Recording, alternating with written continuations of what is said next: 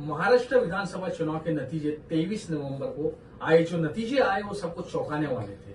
Bharatiya Janata party और महायुति को प्रचंड बहुमत मिला। महाराष्ट्र की राजनीति का इतिहास देखा जाए तो इतना बड़ा बहुमत आज तक किसी गठबंधन को नहीं मिला था। बीजेपी के साथ साथ शिवसेना, शिंदे और अजित पवार एनसीपी का प्रदर्शन भी बढ़िया रहा। महाराष्ट्र में बीजेपी को अकेले 132 सीटें मिली, जो उनकी 2014 और 2019 की उपलब्धियों से कई अधिक थी।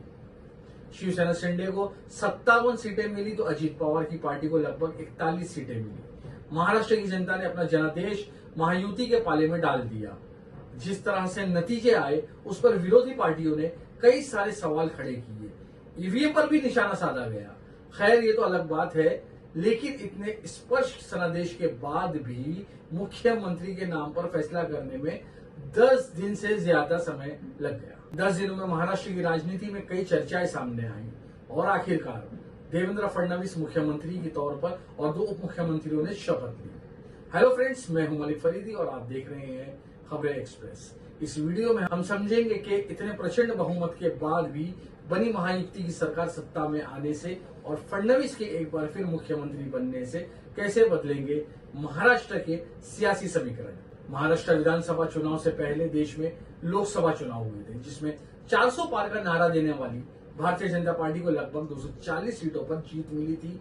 महाराष्ट्र में सिर्फ 9 जगहों पर बीजेपी उम्मीदवार जीते थे।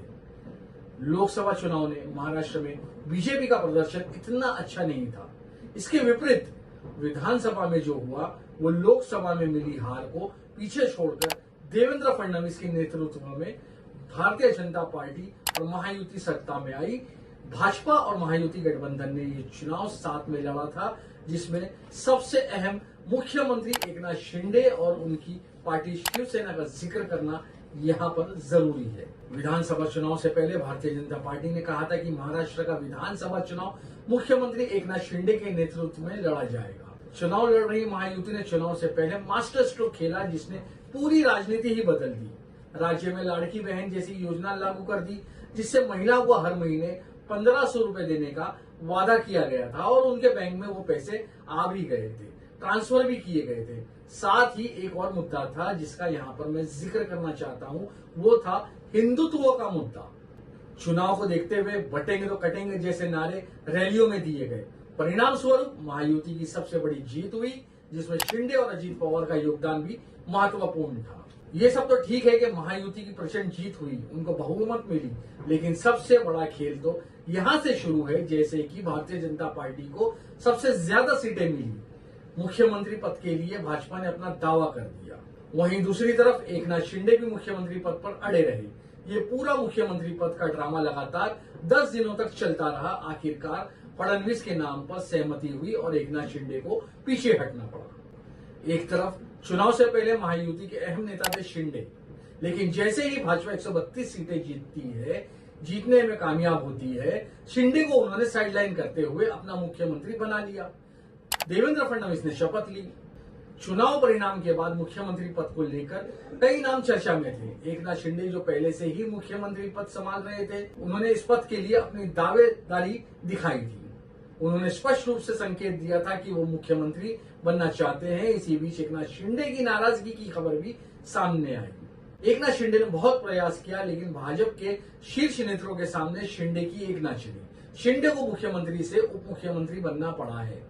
आज भी फडणवीस की मुख्यमंत्री बनने में सबसे अहम भूमिका अगर किसी की है तो वो है आरएसएस की।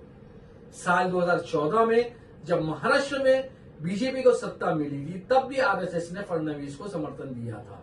तब भी फडणवीस के पीछे आरएसएस थी। बातें तो ऐसी भी चल रही थी कि भाजपा का शीर्ष नेतृत्व जो है वो फडणवीस के नाम पर राजी नहीं था। वो किसी मराठा समुदाय के आने वाले नेता को मुख्यमंत्री बनाकर मराठा समुदाय के चुनाव से पहले बीजेपी की प्रति जो होश था उसको कम करना चाहते थे। जातिगत समीकरण महाराष्ट्र की राजनीति का अहम हिस्सा है। मराठा, ओबीसी और अन्य समुदाय के बीच संतुलन बनाना हर राजनीतिक दल के लिए जरूरी होता है, लेकिन आरएसएस के दबाव से फडणवीस एक बार फिर से मुख्यमंत्री बन गए हैं। एक तरफ फडणवीस ब्राह्मण समुदाय से आते हैं तो दूसरी तरफ अजित पवार और एकनाथ शिंदे जो है वो मराठा समुदाय से आते हैं। लेकिन हर पार्टी चाहती है कि उनकी पार्टी का मुख्यमंत्री बने, तो इसमें बीजेपी ने जो है अपना मुख्यमंत्री यहाँ पर अभी बना लिया है। खैर, अभी तो देवेंद्र फडणवीस मुख्यमंत्री बने हैं, लेकिन उनके मुख्यमंत्री बनने से आने वाले दिनों में खासकर मुंबई में आने वाली जो अहम बीएमसी यानी बृहन मुंबई म्युनिसिपल कॉर्पोरेशन का जो चुनाव है उसे बीजेपी जीतना चाहती है। बीएमसी कई सालों तक शिवसेना उद्धव ठाकरे गुट का वहां पर प्रभाव रहा है। इस प्रभाव को खत्म करने में अपने हाथ में बीएमसी लेना जो है वो बीजेपी चाहती है। उसकी पहली प्राथमिकता है कि वो बीएमसी का चुनाव जीते।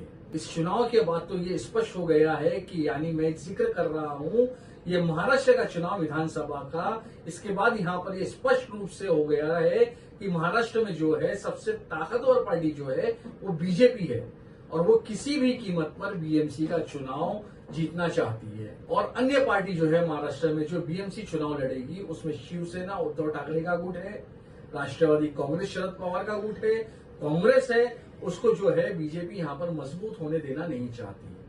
महायुति में शामिल और एक पार्टी है जिसका नाम है अजीत पवार की पार्टी। एनसीपी अजीत पवार की पार्टी भले 41 सीटें जीतकर तीसरे नंबर पर रही हो, लेकिन आज अजीत पवार ने भारतीय जनता पार्टी के ऊपर कोई दबाव नहीं बनाया। जहां से चुनाव जीते थे वहीं से उन्होंने अपना समर्थन जो है वो भारतीय जनता पार्टी को दिया था। अजीत पवार के साथ आने से एकनाथ शिंदे को ही उल्टा नुकसान हुआ है।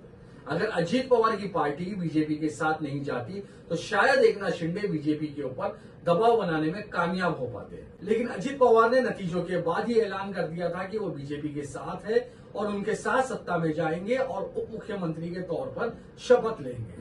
तो एकनाथ शिंदे के लिए मुख्यमंत्री पद के सारे दरवाजे पहले ही बंद हो चुके थे।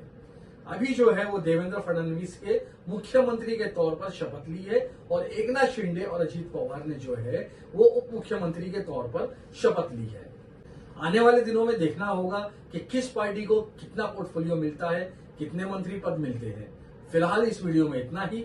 देश और दुनिया की तमाम खबरों के लिए आप देखते रहिए खबरें एक्सप्रेस न्यूज।